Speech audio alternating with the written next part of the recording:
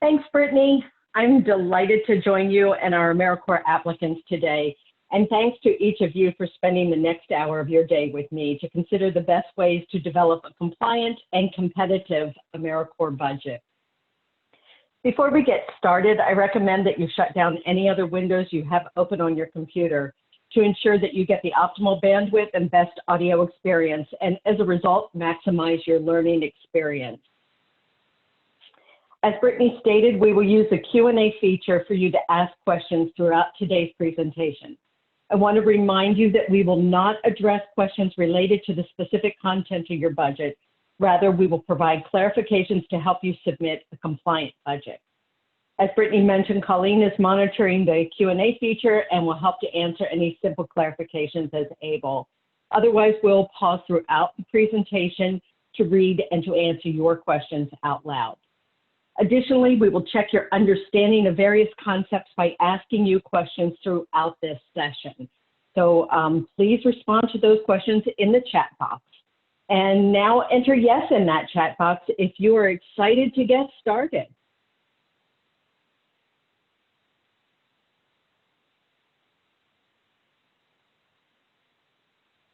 Excellent, good to see you all excited. Before I move into the content of today's session, know that we posted a sample budget narrative on the AmeriCorps State and National Grants FY 2021 funding page.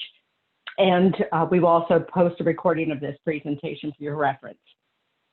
And thank you for responding to the poll questions as you waited for the session to start. Knowing who is in the webinar really does help me focus the points that are most relevant to you. Speaking of the poll questions, I noticed that there are some fixed award applicants joining us today, and I welcome you. You should know that the majority of this discussion will focus on budgets that are submitted as part of cost reimbursement applications. And although fixed award recipients aren't subject to the same budget and cost principles requirements as cost reimbursement award recipients, this conversation will help all applicants, both cost reimbursement and fixed award applicants, improve their fiscal management responsibilities. So even if you are planning to submit a fixed award application, you may still find the information helpful, and you are welcome and encouraged to remain connected to the session. My goal for today's session is to help you, the AmeriCorps grant applicant, acquire the knowledge and skills needed to understand the function of and develop an effective AmeriCorps budget and budget narrative. Your submission of a complete and high-quality budget will help demonstrate that you have the fiscal capacity to manage an AmeriCorps program. During the session, we will holistically review the components of an AmeriCorps budget, which includes both the AmeriCorps resources and the applicant's matching resources. And at the end of the webinar, you should understand how to determine if the costs are allowable, reasonable, necessary, and allocable as determined by 2 CFR 200, the Office of Management and Budget's Uniform Administrative Requirements, Cost Principles, and Audit Requirements for Federal Awards, frequently referred to as the Uniform Guidance. Using this information and the tips and best practices that we share here, you should be prepared to submit a compliant and competitive budget. So let's get started. Because the budget and the budget narrative become part of the grant recipient's contract with AmeriCorps, we want and we expect applicants to present a strong and accurate document. The approved budget will not only serve as a financial guide for grant-supported activities, but it helps to ensure the terms and conditions of the award. In addition to helping AmeriCorps monitor grant and financial compliance, it can serve as a tool for both AmeriCorps and award recipients to measure progress toward the match requirements and monitor budgeted expenses to actual expenses as part of the budget management process. Before we dive into the details of budget development, I want to point out that budget development is just one component of an effective budget management process. Let's just take a quick look at the full process before we get too far into the conversation. As you started to work on your AmeriCorps application, you may have asked yourself, How do I design a strong budget? Quick question. Did you all ask that? There's no right or wrong answer, but if you actually said, how do I design a strong budget, either to yourself or to others, type me in the chat feature.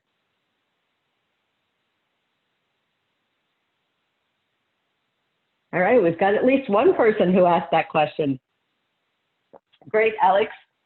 So whether you started the process with that question or not, as part of the pre-award project development process, it's likely that your team already determined the needs you wanted to address with AmeriCorps resources, that you set up program or project goals and objectives, that you decided on a strategy to accomplish those goals, and to develop the budget, the applicants then, you must have translate the strategy into dollars to prepare a budget that's aligned with the stated program goals and objectives. Then post-award, grantees will continue to manage their budgets effectively by establishing a budget control process, monitoring expenses, that is regularly comparing your budgeted to your actual expenses to check for over and underspending, and then modifying your budget as necessary with approval from AmeriCorps when it's required. Today's conversation is going to focus on that budget preparation process. Let's talk about your approved budget. It should be realistic. That is, it should reflect expected program revenues and expenses and its capacity to carry out program activities. It should be consistent and aligned with the program's goals and objectives, and it should be flexible. A project's financial and operating circumstances often change, and the budget must adapt to those changing circumstances. For now, we'll focus on the realistic and consistent features as they relate to budget design. A few minutes ago, I outlined the steps that your team may have taken as part of the budget development process. AmeriCorps encourages applicants to approach budget design as a team activity, engaging various departments based on their individual expertise. Who did or who could you include in your budget design team? Use the chat feature again to suggest the departments or individuals that could support this endeavor. And as you're entering the information, note the specific expertise that these departments and individuals would bring to the process. So Nicole, you said finance. How will you engage finance? And Diane, I'll ask the same question to you. Finance, development program, HR, what are you going to them for? What kind of information might you get?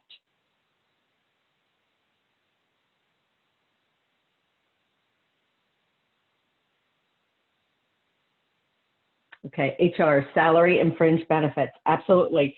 Salary, fringe benefits, and probably the cost of criminal history checks. What else do we have in there? Programmatic expertise and performance. Yeah, you want to reach out to your program office. They know what the costs are for actually running the programs, for training members, for delivering services to the community. What else do we have in here? I'm going to go back to the finance. I'm thinking like the finance or accounting office, they might have those historical spending rates for specific costs. And don't forget your grants office. They should be able to review for compliance. And there's certainly other staff that might have additional expertise and they can review the budget for clarity. And I realize if you were part of a small organization, you might not have all of these different departments and resources available to you, but you still shouldn't undertake budget development in a vacuum without input from others.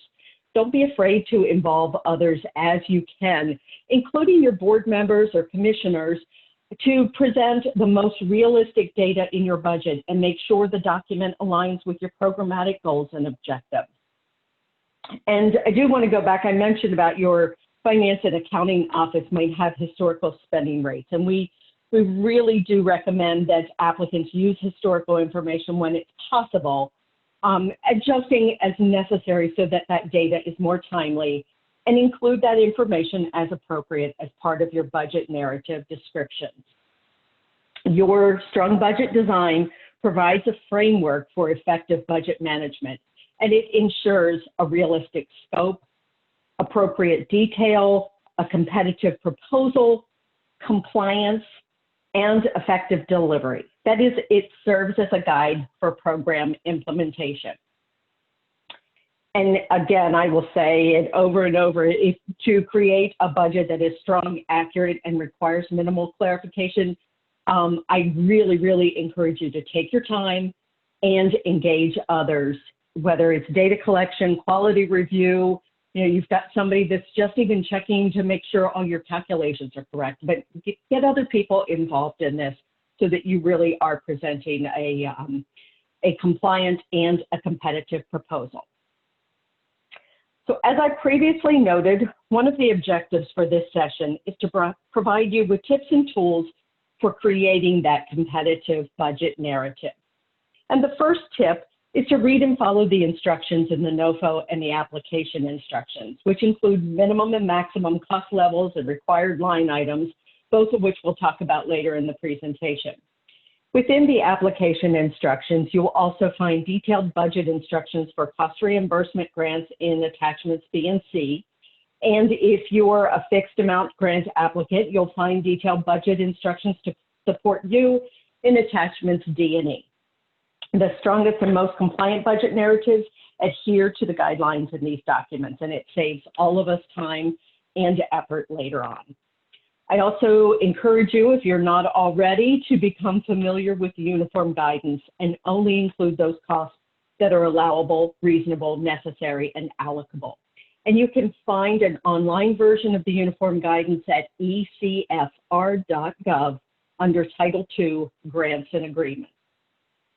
After you and your team estimate the financial resources you need to achieve the stated program goals, you'll then organize them into the narrative's budget categories, again, following the guidance in the NOFO and the application instructions. And as you develop the narrative, remember to provide adequate descriptions and clear calculations.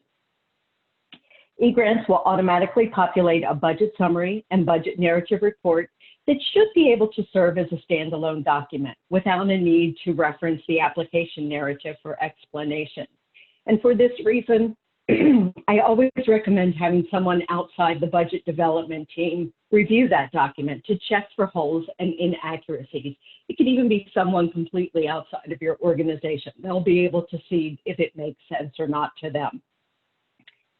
The uniform guidance, as well as the NOFO and the application instructions, specify costs that are considered unallowable, such as lobbying, entertainment, alcoholic beverages, and fundraising. AmeriCorps strongly encourages applicants to review that uniform guidance to avoid including unallowable costs in your proposed budget. Other unallowable costs include those that are not necessary to meet the program objectives. For example, budgeting AmeriCorps symposium travel expenses for 6 staff members when only 4 staff are included in the AmeriCorps budget is not allowable, and it could be waste, fraud, or abuse. Another example is budgeting $5,000 for landscaping equipment and materials for a literacy program. Those are costs that would be considered unreasonable from a prudent person perspective, and they just don't have any logical basis for inclusion in the budget. It's important to remember that if a cost is unallowable as part of the AmeriCorps share, it is also unallowable as part of the grantee share or your required match. And as shown on this visual, the grantee share of total costs increases over time. First-time successful applicants are required to match at 24% for the first 3-year funding period. And then beginning in year 4, the match requirement gradually increases to 50% or a minimum dollar-for-dollar match by year 10. Cash and in-kind contributions are acceptable match when they are verifiable from the organization's records, necessary and reasonable for proper and efficient accomplishment of project or program objectives, allowable under the uniform guidance and application instructions, not paid for by the federal government under any other award except when authorized by federal statute, when they are included in the appropriate budget and allowable under program guidelines, and when they are compliant with the terms and conditions of the award and uniform guidance. Those matching resources must be treated the same as the AmeriCorps share. And consistent treatment includes complete and accurate documentation. A frequently heard phrase in the world of grants management is, if it isn't documented, it didn't happen. So please make sure to document all of your expenses. And let me go back to that point about matching resources being allowable when they are not paid for by the federal government under another award, except when authorized by statute. AmeriCorps legislation permits the use of non-AmeriCorps federal funds for the grantee share of the budget.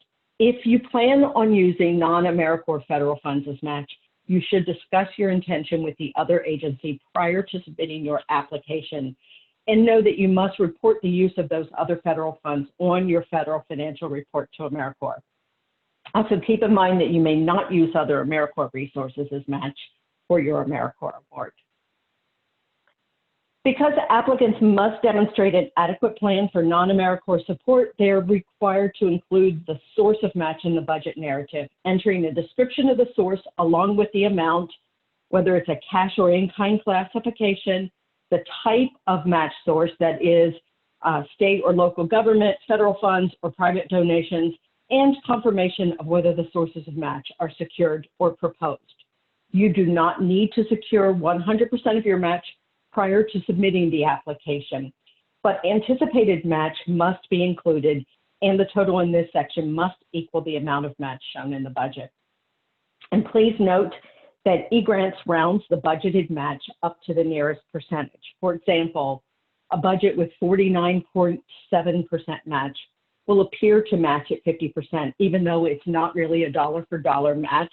So if your match requirement is 50%, I recommend that you calculate that percentage outside of eGrants to ensure that you meet or exceed the required percentage. Actually, whether you're 50% or any other percentage, if you do it outside, you'll be sure that you're actually meeting the required percentage. So let's pause briefly, see if there are any questions. If you have one, you can enter it in the Q&A feature, and we'll see what we've got going on. Helen, do we have any questions yet? We have one question, and Jen Kerner is in the process of responding via the Q&A box. Otherwise, we have no other questions at this time. Okay, perfect. Well, then we will move on. I do want to, before we leave the match conversation, I do want to note that while there are no specific match requirements for fixed amount applicants, applicants are required to enter the source of their matching funds in their budget. So if you're applying for a fixed amount award, please make sure to complete that section to show how you are covering the program costs beyond those provided by AmeriCorps. All right, so let's move on and dig into the budget structure. As you enter data into your budget, you will notice that it includes both the AmeriCorps and the grantee share of project costs. Additionally, the budget classifies costs into direct and indirect or administrative cost categories. Direct costs include program operating costs and member costs, which the budget breaks down into major categories that may then include specific line items, such as those shown on the slide here. These costs are allowable to the grant or allocable to the grant. That is, they're associated with grants-related activities. General or centralized organizational expenses that are spread across the entire organization are indirect or administrative costs. As you, the AmeriCorps applicant, develop your budget management systems and specifically the budget control process, you'll want to establish clear policies and procedures for tracking and documenting these expenses. So let's now look at the specific budget categories and the related guidance in the AmeriCorps application instructions, beginning with Section 1, the program operating costs. In Section A, personnel expenses, you will individually list each staff position supported by the grant and provide the annual salary and level of effort as a percentage of the FTE devoted to the award. Please remember when entering the information here to only include positions supported by the application narrative, and make sure not to include the value of direct community service performed by volunteers unless it is for organizational functions, such as accounting or auditing or training. In addition, if you have multiple AmeriCorps grants, it's a good idea to confirm that you are not over budgeting. That is, you're not including more than 100% of staff time in your budget. And you can do this by including a statement in each line or at the end of the section that says something along the lines of the percentage of time allocated to budgeted staff does not exceed 100% across all AmeriCorps grants. Additionally, you should confirm that the salary information you provide is consistent across the multiple grants. While it may be appropriate to budget the executive director's salary as $89,000 on one application and $99,000 on the application that you submit 6 months later, you could add an explanation that the higher salary reflects the cost of living and performance-related salary increase for additional clarification. Our staff will look at all of the budgets that you have, and if we see those kind of inconsistencies, that's the kind of information that may come back as part of a clarification. In Section B, fringe, you will identify the type of fringe benefit, for example, FICA, workers' comp, retirement, state unemployment, health and life insurance, IRA, 401k, and so on, and the cost for each staff member. The fringe benefit cost should align with your salary lines. That is, the section should only include those staff that are included in the personnel expenses. And if the benefit amount is more than 30% of the salary cost, you must list the covered benefits separately and justify the cost. So you might have a line that says your executive director's fringe benefit includes health insurance at 24%, retirement at 10%, FICA at 7.65%, and so on. In Section C, travel, you will include the purpose and cost of the cost and the type of the travel cost. So whether it's air or ground transportation or lodging or per diem. You'll also include the number of trips and the number of staff or members traveling. And make sure that the calculation is clear and that it is simple to follow.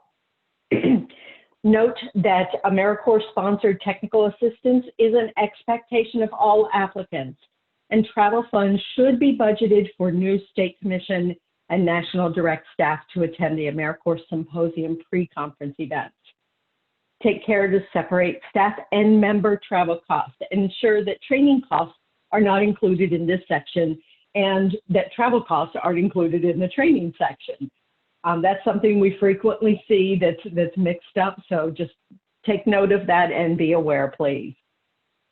You may budget mileage at a rate that's higher than the federal reimbursement rate if that follows your organization's policy. And if it does, just make a note of it in the budget narrative that you're claiming a higher rate because this is aligned with your organization's policy.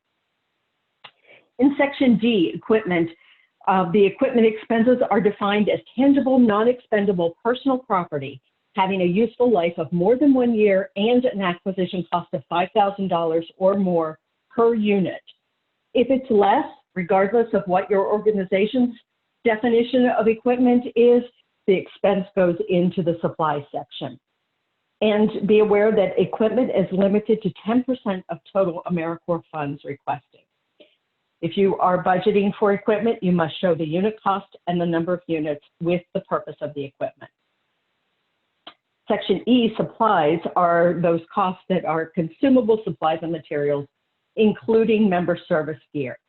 AmeriCorps identity items, preferably clothing with a logo, is a required budget expense, and it may be charged to the AmeriCorps share only if it includes that AmeriCorps logo. Applicants should make a note in the budget narrative when items include the AmeriCorps logo. You may charge safety gear to the AmeriCorps share regardless of whether it has a logo. And organizations must purchase all other member service gear with non-AmeriCorps funds. And please do make sure to individually list any single items costing $1,000 or more. In Section F, the contractual consultant services, you will include all contractual and consultant services except training and evaluation consultants. While AmeriCorps does not impose a maximum daily rate on these consultants, we do ask that you include a basis on which you determine the expense, and that actually could be a daily rate. So just make sure you give us some context for how you're calculating. And again, please do not include the value of direct community service performed by volunteers, whether it's here or in the personnel expenses section, unless it is for organizational functions such as accounting, auditing, or equipment maintenance. In Section G, training, you will include expenses related to both staff and member training. Staff training enhances the staff skills for effective project implementation. Member training supports members as they carry out their service activities, and it may include Life After AmeriCorps training. And again, you want to include a daily rate for these consultants if it's used, and if it's not, you give us some type of justification for the cost calculation. In Section H, evaluation, you will include project evaluation costs, including staff, consultants, evaluation instruments, and so on.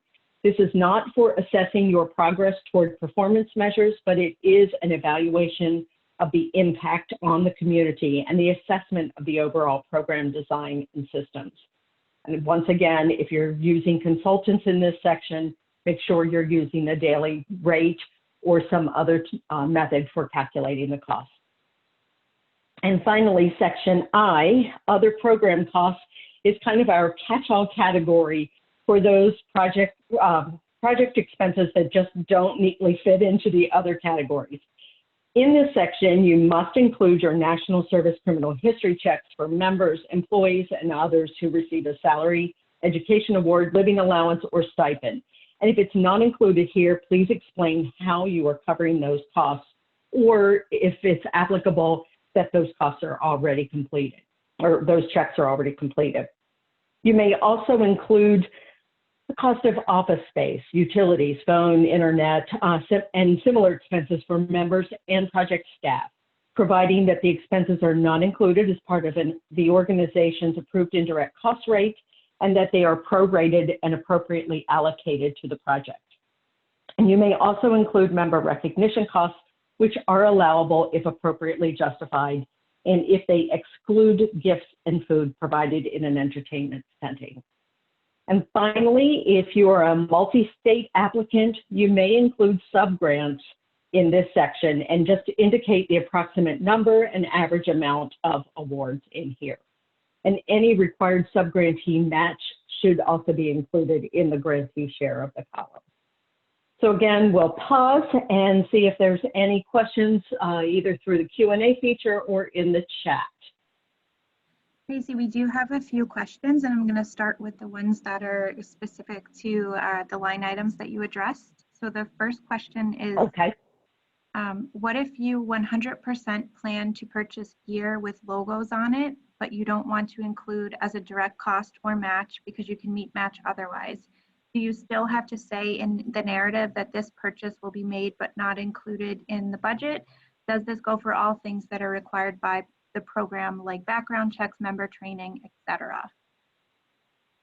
That's an excellent question. Thank you for asking it. And one bit of guidance, and I think I had a note to mention it later on, but one bit of guidance that I frequently give applicants and grantees is to make use of $0 line items. It's a way, you know, I know that eGrants has character limits in our line items. And so it's a way that when we're saying, do you need more information? And eGrant says, you're not allowed to give us any more information. It's a way to compromise on that. And so you can add another line with $0 across the whole line and just give a little bit more context. And I would say in this case, that's something you could easily do, is put a $0 line item in there that says that this is your logoed member gear, and that you are not going to charge to the grant either as part of the AmeriCorps or the grantee share, but you're showing that you're budgeting and planning for it. And you could do similar costs in the same way to speak to your point about what if they're not budgeted.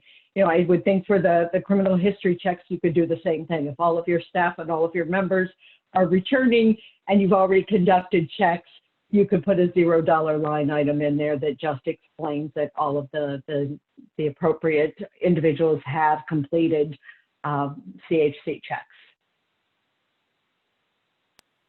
Thanks, Tracy. Our next question from the chat is, in a justice-involved youth initiative, are we allowed to include as part of the matched resources a stipend for the youth to get back and forth to the program site? So this would be the youth that are being served, correct? That's what I'm interpreting there. And I think if in this case, this is one of those situations where it's going to be critical to tie your proposed expenses to your program narrative.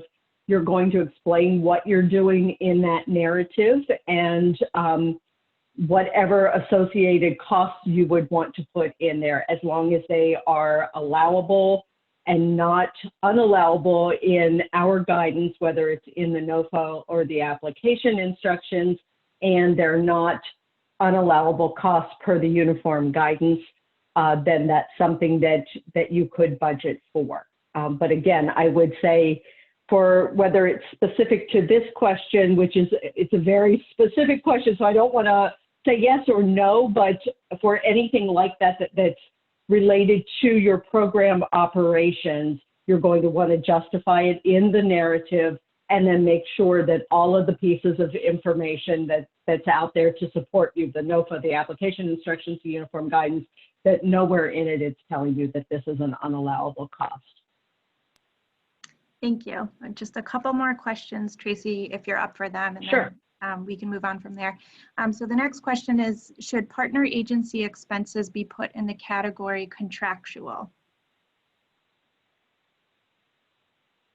I'm not sure exactly what that means as far as what their expenses are, so I would say it probably depends, based on the definition of what goes in the contractual and the consultant category versus the other program operating costs. I think you could probably make the best guess as to where you would want to put that. And, the good news is that the person that's reviewing it, if they have questions or concerns, they'll ask you to move it into another section or to remove it if it is something that is determined to be unallowable. Thank you, and we'll go to one more, and then we can move on and take further questions later in the presentation. The next question is, on this year's GPR, we are being asked to document leverage costs. Are we going to be asked about this in our proposal, and will we be held to any amount that we estimate in the proposal? And I missed, what were they being asked to document? Leverage costs. I don't know. I am not aware of being asked to document that in the FFR, is what you're saying? I'm trying to find the question and I don't see it in here, so I'm struggling to get the context. Is this in the Q&A or in the chat? It's in the Q&A answered. We have it in the answered box in the Q&A. Okay. If the person, it's anonymous here. If the person would like to share more content in the chat, that would be helpful. Okay, and it's not being asked to document in the FFR, it's in the GPR. And the short answer is I don't know, but it's news to me, so I can't answer that. I'm sorry.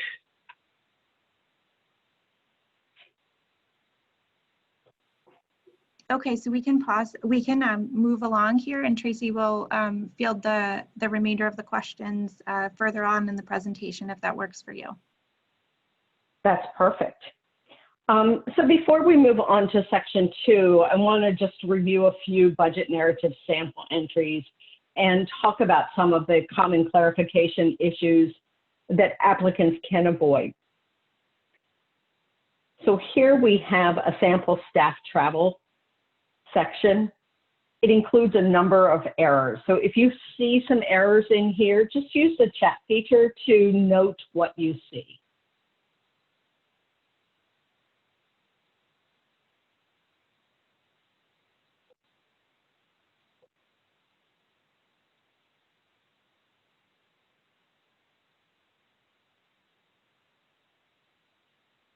Anybody notice any errors in here?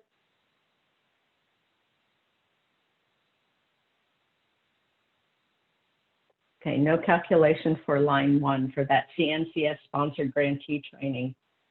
Yeah, they didn't give us any information to figure out how they came up with the 2930. So while this is a required line item, we don't know if this meets the prudent person standard. For example, if the training is in Washington, D.C. and the travelers are in Northern Virginia, $2,930 might not be reasonable.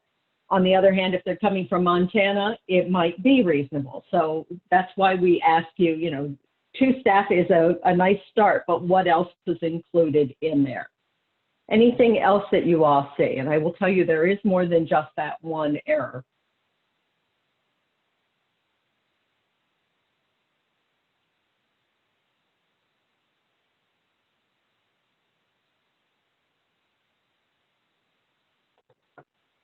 Okay, as you all are looking, I'm going to go ahead and give you a couple of the other answers, and I'll keep looking to see if anybody else weighs in.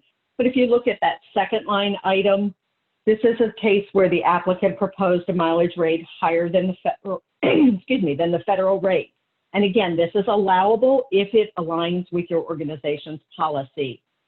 They could easily have avoided a clarification by just stating that this is aligned to the organization's travel policy. And so, that's where, if you run out of space, that's where that $0 line item comes in handy. But this could potentially end up being part of a clarification. If you look at that third line, this is a case where there was a miscalculation. They didn't go back and double check the calculation. The details in the description, it totals $2,050 rather than the budgeted $1,954. And this often results when they're not going back and checking and double checking. And you go back and you make a revision and you forget to check to update the calculation. So this is why I say, grab somebody that doesn't know your program, ask them to check your calculations. And so Charles is asking if line 4 is sufficient for the mileage rate explanation, and it absolutely is. Mileage determined by state policy is perfect. The only problem with that line is that it's for member travel, and this is a budget entry for staff travel. But the rest of that line is right. So if you look at the corrected version of this, you will see this is a correct and comprehensive entry. Uh-oh. Looks like we lost the presentation here.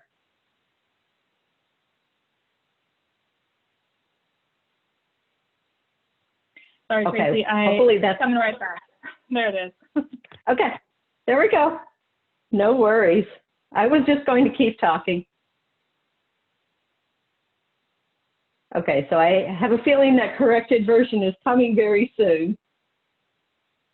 But when it gets up, we'll see that this is a corrected and comprehensive entry, that they provided the adequate details for each line item, including the number of individuals traveling, days traveled, miles traveled, that kind of thing, and the calculations total the budgeted amounts, and there are no erroneous costs included.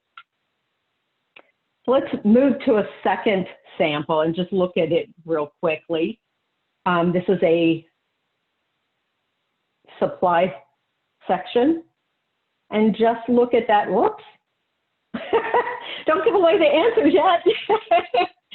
But just take a quick moment to look at these and see if there's anything that you think might require clarification.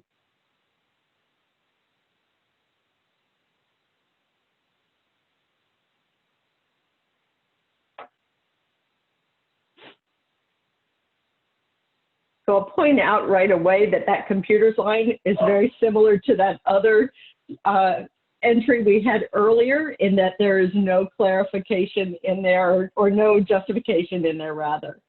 The first line, I'll just work backwards. The first line, the applicant provided an average monthly cost for the office supplies, but the calculation is incorrect. And it looks like it's based on 10 months of cost. Again, the computers, there's no detail for that. We don't know how many, if this is just computers, if it's other equipment. And then the member supply section includes a cost per member and the number of members, but if you calculate it, it is higher than what's budgeted. And because when we're reviewing these, we're looking at calculation accuracy, sometimes just adding a term like average or approximate, estimated, those kind of things, that gives you some flexibility, so that especially when you're going back and you're revising over and over, it just gives you a little bit of flexibility in there, so that if it's not correct to the dollar, you've got some wiggle room. And in addition to that, we also have the AmeriCorps member service gear is not budgeted in this section. And going back to the question we had earlier, that's something we're going to look for. So if you look at the second version, you'll see that it includes the member service gear, and it's got the appropriate detail. And then the other revisions include corrected office supplies calculation, detail about the computer, and then that term approximate. So this is much better, much more compliant. So let's move on to section 2, which focuses on member costs, and specifically the member living allowances and support costs. The NOFO stipulates the minimum and maximum living allowance. This year's full-time living allowance ranges between $15,100 and $30,200 per member. The budget narrative must identify the number of members in each category and the living allowance amount they'll receive. The member support costs must follow the laws of the states where the members serve. So the FICA, unless exempted by the IRS, is 7.65% of total living allowance. You must offer health care to all full-time members. Programs may not pay health care benefits to less than full-time members with grant funds unless those members are serving in a full-time capacity for a sustained period of time. And in that case, you should note it in the budget narrative.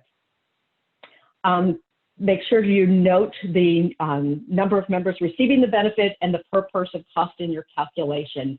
And if you're calculating based on the percentage of members that historically accept or that you anticipate will accept the benefit, just make sure to note that in your justification. Again, trying to prevent any clarifications and save a little bit of effort down the road. You may include workers' compensation costs if the state where the members are serving require it. And if it's not required, then programs must obtain occupational, accidental death, and dismemberment coverage for the members. And you should know that it is the grantee's responsibility to check with the State Department of Labor, or if you're a sub-applicant, the state commission where the members are serving, to determine if you're required to pay workers' compensation, and if so, at what level. The unemployment insurance and other member support costs must also include adequate calculation details. You may not charge the cost of unemployment insurance taxes to the grant unless it is mandated by state law. So let's look at a sample member cost section. And let's see what errors you all can see in here. If you see any errors, be sure to note them in the chat, please.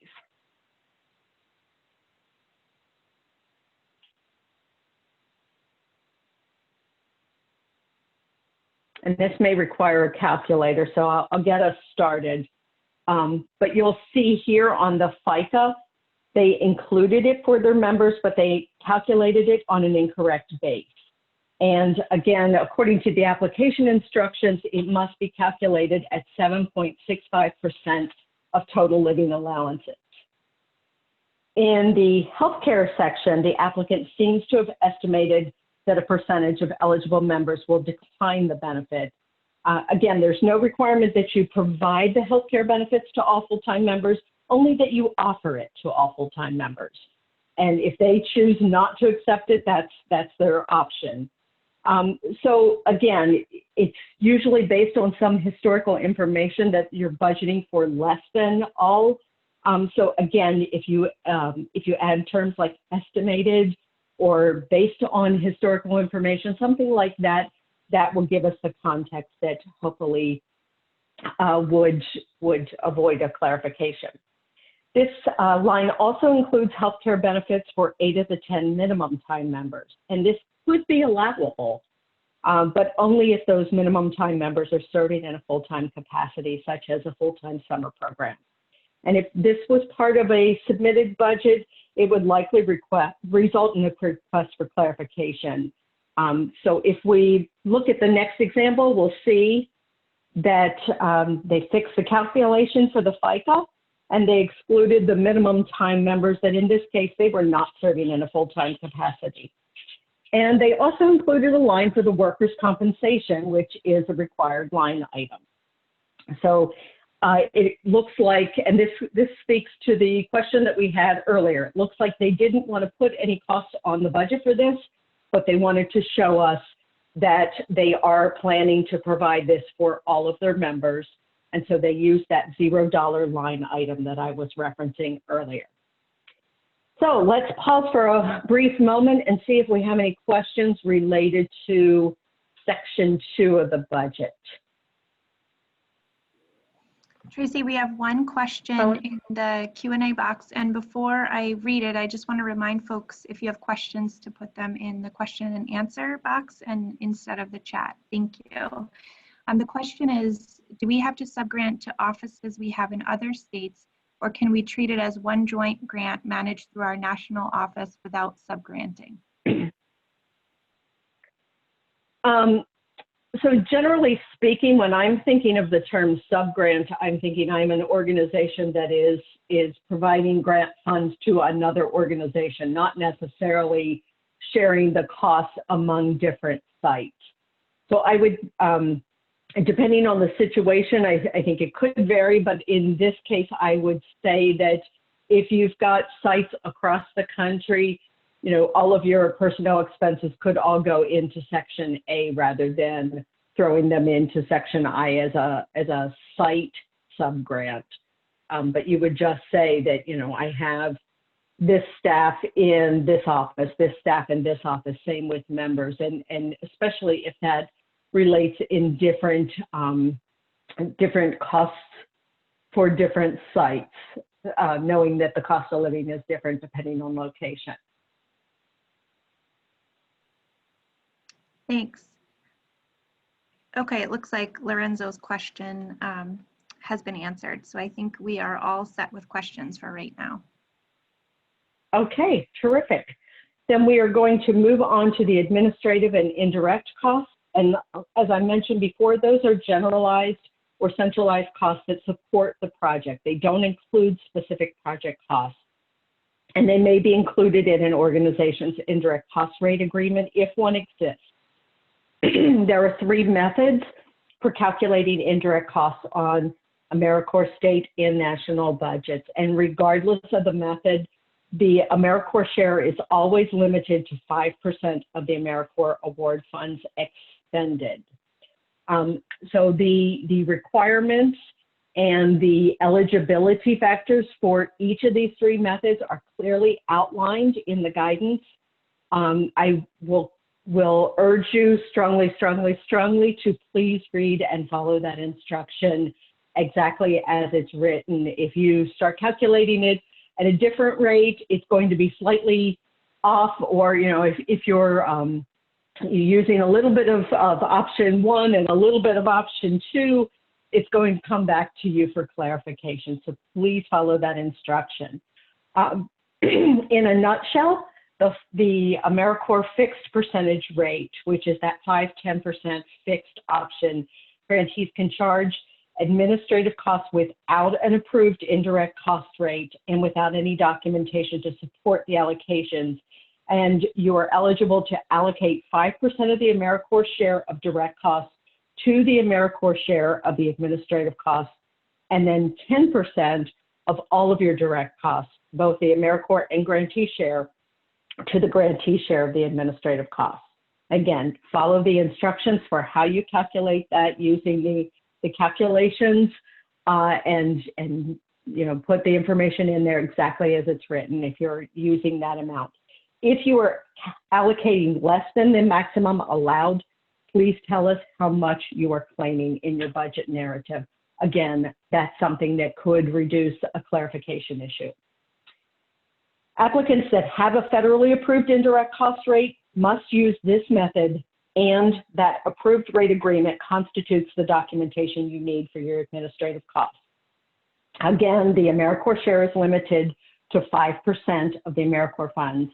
And when you're entering your description, you're going to specify the cost type, whether it's provisional or predetermined or fixed or final, and supply the rate and the base on which it's calculated, whether it's salaries or all direct costs or modified total direct costs.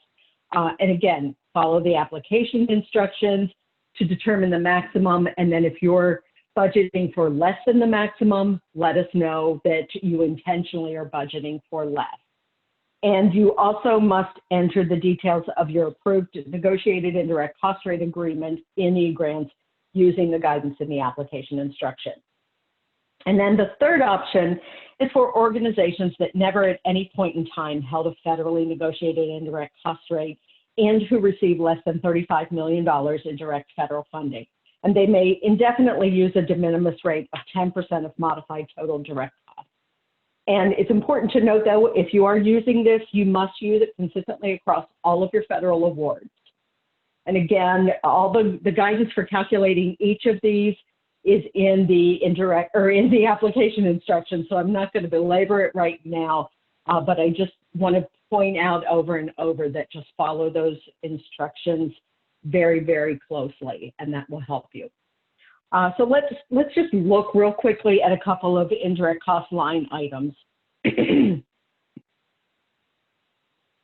This first example shows a state subrecipient's indirect cost calculation, and they are using that 5%, 10% fixed option.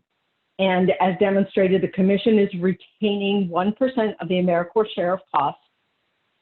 Additionally, the recipient is electing to claim less than the 5% of the AmeriCorps share and 10% of the grantee share.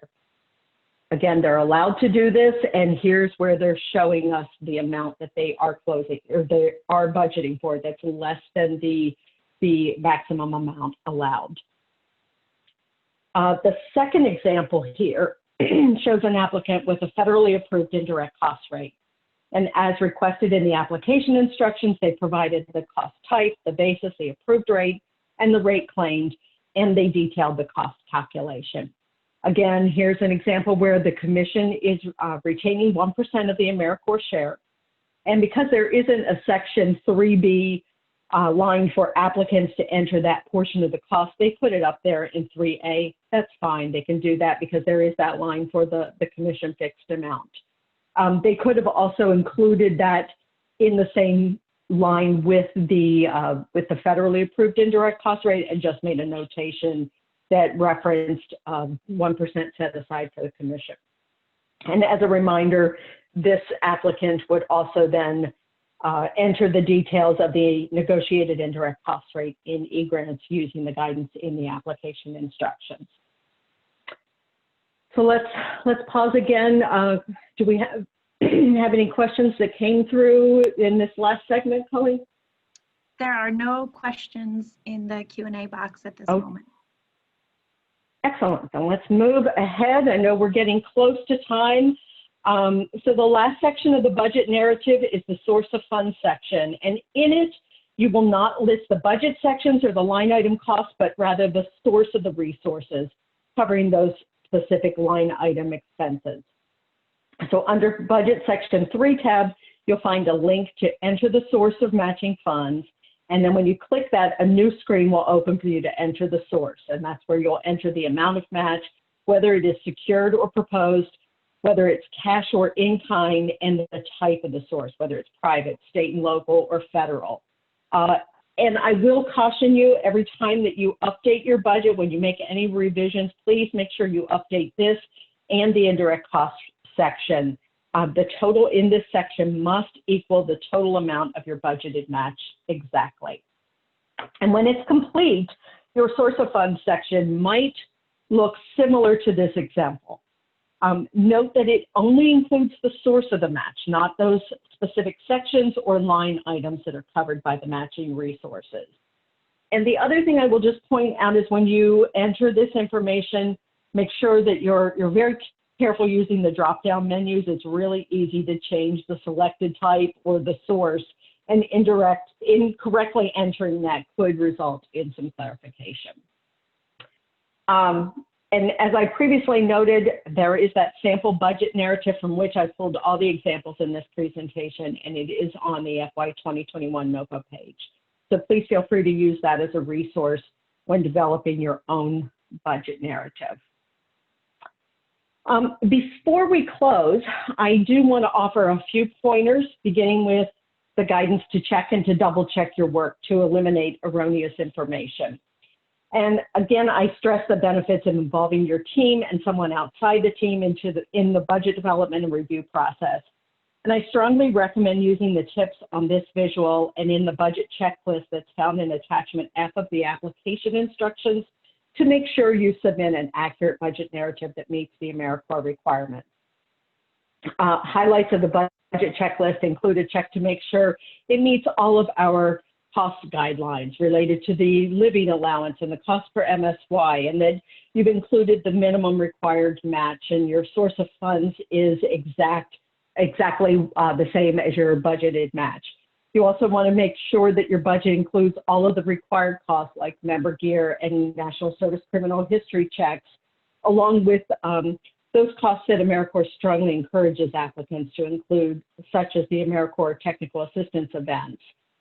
As much as possible, the budget should provide detail, including the purpose and accurate calculations, and exclude unallowable costs. And again, when you need to provide additional content, you can use that $0 line item that I demonstrated earlier. And please have someone check all of your calculations before you submit.